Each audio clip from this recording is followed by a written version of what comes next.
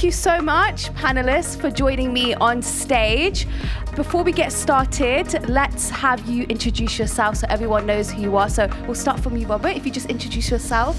Of course, yeah, nice to meet you all. So I'm Robert, I'm a degree apprentice at Kantar. So I'm studying a level 6 business management at LSBU. So started off with a level 3 with multiverse, and then that was just a hybrid role. And then I pursued a level 6, moved up to London. So if you have any questions in that phase, then by all means ask away.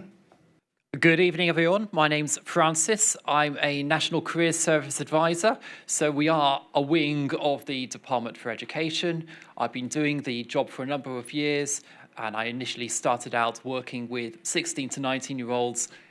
Latterly, I work with predominantly with adults. It's a real pleasure to be here. Like Robert, I've also recently moved to London, so it's, yeah, exciting. Hi, I'm Will Beardmore. I'm Director of Digital for Atlantic Records, part of Warner Music. We are the record label that look after Ed Sheeran, Fred again, Burna Boy, amongst many kind of emerging artists as well. Hi, I'm Rosie. I'm a musician and I'm part of the band of the duo Sonic Days. So me and Archie met 3 years ago and we started this hip-hop duo. So, yeah. And I'm Archie, the other half of the hip-hop duo. I'm a rapper and a music producer, and yeah. Thank you so much, guys. So as you know, they are a great panelists and they're going to share a lot of insights with us today. And also throughout our talk, somebody's going to go around with a mic. So if you have any questions for them, it will be good if you can contribute as well.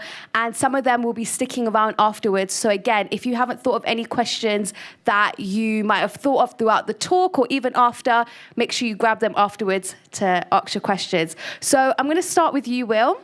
So obviously this whole talk is about learnability, and we've all had the saying, you never stop learning, even throughout your journeys and your career as well. So how would you say that you proactively ensure that you don't stop learning and are learning new skills in the way throughout your career? I would say that, and this is something I've been talking to my team quite a lot about, that my kind of biggest value with our team is curiosity. And it's kind of looking around about how we could be doing things differently at all times. Like, working in digital is amazing, but incredibly stressful in that we have to relearn our job every year. When I started 13 years ago, I was making MySpace skins, Facebook apps, and then, you know, now we spend our days talking about TikTok, and kind of there's a lot of change that constantly comes. And we're forever trying to upskill each other in trying to learn new things. So, you know, the challenge I give to the team is that I want our team WhatsApp group to be the most vibrant channel that I have at the moment. I want everybody to be sharing everything that they see. I want the team to be constantly upskilling each other. And then through that, it might be finding new newsletters that are telling you everything about emerging tech, or I'm subscribed to an amazing Gen Z newsletter, or, you know, all of these kind of different things. I'm part of an amazing WhatsApp group of social media professionals that's constantly feeding me all this information, following the right people on socials, curating your feed to give you the right algo that helps you out. And yeah, all of those kind of things will constantly keep you curious and constantly keep you learning. Especially in the world of digital, everything's moving, but moving so fast as well. So I can imagine how much things you need to learn and keep up with. Yeah, it's exhausting. Yeah, I can imagine. And obviously this whole thing is about apprenticeships. It's Apprenticeship Week. So how can we focus on learnability, and how does learnability contribute to the success of apprentices throughout their apprenticeships? Yeah, you'll never stop learning, right? I think, like, for the moment, I think you guys might be looking at what your path into a career might be, and learning the skills as to whether that's how to present yourself right in your CV, or how to network with different people, or how to be in a room like this and absorb the right kind of information. For me, you know, I'm learning about how to run my team the best, and kind of what the different kind of team management motivation kind of things I need to learn are, or again, like, what the latest digital trends are. So it's just kind of knowing on a yearly basis, like always making sure that you've got a kind of career path in mind, make sure that you're getting kind of relatively regular appraisals and kind of mentorship from people, and know what you're working towards so that you know what you can be learning. Is there any specific skills that you think that you need for learnability? I think for me, it's not much of a skill per se. It's that ability to seek out exactly where the information is coming from and where you can learn those things. So if your brain works in a way that you can absorb a book, then go for it and look at all of the amazing kind of things that have been written about the things that you want to learn about. If your brain works in a way that you take it in through audio, find the best podcasts that can teach you all of the different things to inspire you. If your brain is completely addicted to social media like mine, it's follow the right influences in the thing that you're passionate about and you want to learn about. It's a skill to seek that out, I would say. Being aware of your own strengths as well, like you just 100%. said. Being self-awareness is a massive skill, and being aware of the way your own brain works is massively helpful. Thank you so much, Will. Do we have any questions for Will? Hi, my name's Nyla. I just wanted to ask, because you work with social media, so you'd have the work side and the personal side, and how do you differentiate the two different sides of social media for yourself? Very badly. It's something that I could do a lot better. I would say that I have team members who are very disciplined, and they will have a work phone and they might have a work Instagram account, and they will curate the right different things. Like, different socials enable you to spin up profiles really easily, so you could have 1 or 2 algos on the go at any one point. Personally, I manage it terribly, and I just kind of fall into a mix of, music content for myself, mixed with music content for the rest of the industry, mixed with, all of the different influences I'm talking about. And I suppose the network that I have around me that I've built up with the team, I think that curiosity and having people bouncing links around and everything like that is kind of how I keep up with it the most. And WhatsApp for me is a massively vibrant kind of platform to learn from, and it's just making sure that you are positioning yourselves in the right kind of communities to learn from different places, really. Thank you so much for that question, and thank you so much for your honesty, Will. So we're going to go to you, Francis, next. Like you said, you spoke about being part of the careers advisors and being part of the Department of Education. Everyone learns in different ways. Will kind of touched on that as well. How do you think are some key strategies or approaches that you would recommend for tailoring your own learning experiences to individual needs? I would recommend that you do what is right for you. Some people's approach might be to stay within the school sixth form. Other people might benefit from staying in education, but in a college environment. And other people might be ready to make the commitment to go to work and to get an apprenticeship. And that's what an apprenticeship is. It is a job with that, the responsibility that comes with it, but with training. Formal, accredited, recognised training. And once you've got those qualifications, you have them for life. And you'll be able to progress onwards. So it might just be that you start as a level 2 in hairdressing, plumbing, whatever. But then you can move onwards. You can do a management qualification as part of that structure. So it's a case of find out vaguely, roughly, as much as you can, what occupational area you might be interested in, what suits your style, what suits your interests, and then try to work out how you feel about the next stages, whether you are ready to go to work and earn a wage, or whether you feel that you just need a bit more time to focus full-time on your education. There's so many different occupational areas that are available now, and quite often there can be the same route. You don't have to do one route or the other to get to the same outcome. It's just a case of which path you take at a particular time.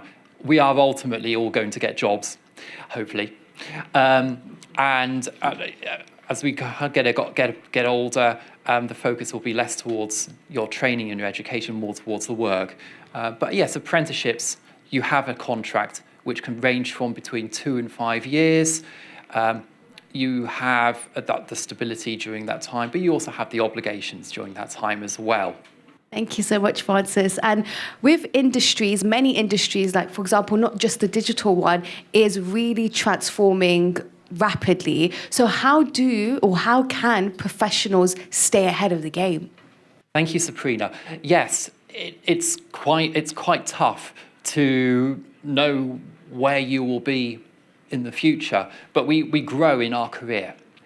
So we make the decision, and when we actually when we start a training course, when we start an apprenticeship, our skills will be fresh, our skills will be new, and employers really value that, because apprentices can then influence other members of the team, the wider organisation, both in terms of their new outlook as new employees, but also the training provided will be fresh, it will be cutting edge, it will be best practice.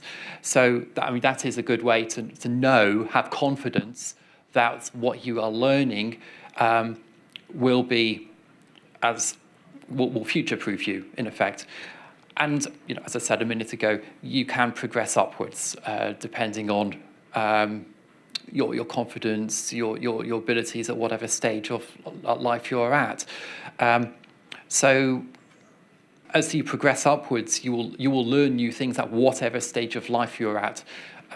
You can do an apprenticeship at any age. I know of people who do apprenticeships in their 50s.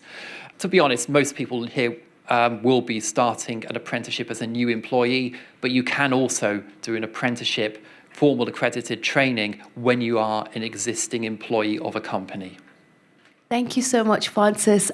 Just because I'm aware of time, you can't do audience questions, but hopefully Francis will stick around afterwards and get your questions answered. I'm going to go to you next, Robert, who is actually an apprentice, right? Yes, I am. So could you speak about the role of mentorship and coaching and how that plays a significant role in learnability? Yeah, most definitely. So, like I said, I started off with Multiverse. And I would say, firstly, there is a bit of a difference between a coach and a mentor. Sometimes you can say a coach has more of a structured result, whereas a mentor has a bit of a flexibility. And I firstly state that having a mentor and coach is a bit of fresh air. It's quite refreshing being an apprentice, having a colleague that you're going to maybe 5 days a week, and when you could turn to a mentor maybe in a weekly basis or a monthly basis, it's quite nice knowing that you don't have that work-related topic to talk about. It can be whatever you want, be it professional or just about life. And I've been fortunate enough to go through both being a mentor and a mentee, and seeing, both aspects of learning from the mentor themselves and being a mentor myself. And I'd certainly I'd certainly say that the mentors that are on Apprentice Nation, I would recommend them highly. So I was quite fortunate enough to speak to a mentor from Google because I was quite interested in applying for a role there. So I wrote up some questions, managed to get a meeting with him, and I would say that they offer a different perspective as to what you might imagine the role to be. So firstly, they'll give you professional guidance as to how you might want to apply for that role. Secondly, there also can be opportunities. So it gives you the chance to widen your network. And it gives you endless possibilities, to be honest, opening up several doors. And I certainly recommend coaching and mentoring to anyone who's looking for an apprenticeship. It's a great relationship to have. It definitely helps you in your career. Is this your second apprenticeship now? It is indeed, yes. Yes. So you've done 2 now, which is amazing. What would you say you've learnt through your journey of doing the first one and the second one, and how have you grown? Firstly, starting off, I made the move from Devon about 2 years ago now, and that was quite a significant change, being a countryside dweller, moving into the dynamic world of London, getting used to hopping on the tube, not waiting for a bus for about an hour or maybe once a day. That was quite a big change. And I'd also say networking was a big one. So learning how to network with people, how to communicate. So my role as a business management apprentice at Kantar, I'm currently in a sales role. So I've got to, communicate with clients, get them interested in what we're selling.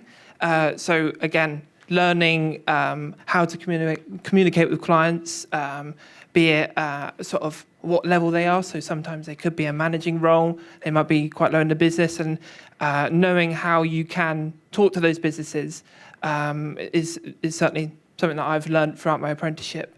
I mean, there's several aspects really that I've managed to learn throughout. So certainly getting used to the 5-day work life. And it's quite nice having the split. So being a degree apprentice, I get to go to uni once a week, and knowing that I have that freedom to go to university, knowing that I don't have to have the 5-day week. And it also follows up with my role. There is quite a lot of freedom and flexibility. So I've had the chance to be able to, again, network with these managing directors, get a couple pieces in newspapers. And I'd certainly say that being an apprentice, I know sometimes you can see yourself as being quite low in the business, but there's a lot of people that don't fully understand who an apprentice is, and more or less are quite interested. So I'm certainly an advocate of saying, I'm an apprentice, shouting about it. So there's loads of platforms like Apprentice Nation, like associations of apprentices. There's loads that, when you think about like a social aspect, you think of uni, you're going to uni maybe once a week or twice a week, and then the rest you get to go out and about, socialise with friends. But there is that with apprentices. There is like these events, these incredible events that get put on in Google, in institutes. So there's certainly a lot that I've learned throughout my journey, and it's put me here and put me in certain situations that maybe I'm not confident, and I've just been able to build on that. Thank you so much, Robert. I feel like you really took us through your journey, and you've definitely grown, especially like you were saying with communication and the people that you've met as well. So that's really inspiring. So thank you so much for sharing that. So now we're going to go to you, Sonic Days, which is a duo, Archie and Rosie. So obviously, like I mentioned, you guys are a duo. So how do you think collaboration and working as a team kind of is involved in learnability? I think for us, collaboration is obviously the most important thing because there's two of us, so we have to work out exactly where the midpoint between us lies creatively, especially as we came from such different musical backgrounds. I think musically it's really important to work out or to let the other person, when they have a really strong idea, fully realise it and go through with it before you put your input in. So then you kind of get to see exactly what their opinion is and where they see the direction of the project is. And then obviously you can go backwards and forwards and work out exactly what works between you. I think the other thing that I would say is that within collaboration, you also have to have an element of like self-belief of like, we could be in the studio and I could do something and Rosie's like, I hate this. This is like awful. Why are you doing this? And then I go, what, just as you said, just wait a second, give it 10 minutes. And then maybe we could get to the end and you could still not like the idea and vice versa. But I think it's letting people play out their ideas, and also with anything, just be confident in it. If you like it, especially with any kind of creative practice, that's your taste that you've developed for, whatever reason. So I think having that confidence in why you're doing something is really important. I love that, like being sure of yourself, but also hearing each other out and kind of sharing those experiences. Obviously, you're both musicians, and as we all know, like, for example, TikTok has really influenced the music industry and social media in general. So as musicians yourself, how do you adapt and keep up to date with all these things that are evolving with social media and being a musician? I think we really don't, to an extent we do. I'm not really a fan of the whole content creation stuff, but it's necessary for like the music industry or you know, a lot of industries. And in some ways, as much as we've got the digital director of Atlantic, I think like the fact that social media has given a rise means that there is a lot more power to independent musicians. There is a lot more power to grow, that kind of label to artist imbalance is not there. But it's also, for me, like I struggle with the idea that I'm a brand as opposed to a musician. And I know that a lot of people around me like do struggle with that, of like, you know, that musicians have gone from being a creative to a commodity. And I think that, for me, is really hard to get around, but it's about being authentic, having originality, going, well, if I don't really want to push this kind of, you know, doom scrolling, putting out all this content, then how can I make it artistic? How can I make it so it speaks for the both of us, and so that people get a taste of who we are online, as opposed to doing it for ulterior motives, I think. Yeah, I think that we found when we've tried to really put ourselves out there on social media, that the more that you you know, represent yourself and the more natural it is. Sometimes having really high budget and really choreographed content just seems kind of unnatural, and people don't like that so much. So yeah, the more naturalistic you can be on social media, I think the better people engage with it. Yeah, I agree. Not forced. Yeah, no, definitely agree. And obviously this is Apprenticeship Week and we're talking about apprentices. Would you say, as being emerging artists yourself and in the industry, that you're apprentices right now in the music industry? Yeah, I would say definitely. We're learning a lot along the way. It's kind of difficult because obviously we haven't got kind of an apprentice leader. We're kind of getting a lot of information and learning a lot from different people. So it's kind of like we're making our own way as an apprentice in the music industry. Yeah, I mean, I think for me and Rosie, as she said, we've had very different like backgrounds and musical backgrounds, and for me, a lot of my music, what fuels me is kind of social change and, you know, kind of equality for all, and trying to work with different people and, you know, to get that kind of accessibility for young people, you know, within music. I think personally there's not enough musical education for young people in schools, and, you know, I think everyone can be an apprentice regardless of what you're doing. I learned music production, started 7 years ago from YouTube, and that's how I learned, and that's what's taken me through my career. And that, you know, in this online industry, you can learn anything from online, and almost to an extent be your own mentor. And what do I want to learn, and how do I want to? Yeah, a university isn't always a necessary option. Yeah. No, I agree. And thank you for sharing that as well, because again, the digital world that we live in, we can literally learn anything online, and that's important to remember as well. Just to conclude our talk, Francis, I just want to go to you, because the Department of Education recently introduced Skills for Life, which is a platform offering training courses and advice for various careers. So could you just tell us a little bit about that before we conclude our talk? Absolutely, yeah. It's a fantastic resource. skillsforcareers.education.gov.uk. There's advice for what might suit you as a person. There's information about different careers. There's information about training routes. So have a look. Hopefully you should find something useful in it. It's a new initiative by the Department for Education to encourage people to invest in their training. And to really take their career journey seriously. So have a look. I'll read it out again, okay? skillsforcareers.education.gov.uk, and I can see one young lady at the front already looking at it on her phone. So well done, yeah. Thank you. Thank you so much. And that's for anyone at any stage of their career, so definitely helpful. Can we have a huge round of applause for our panelists?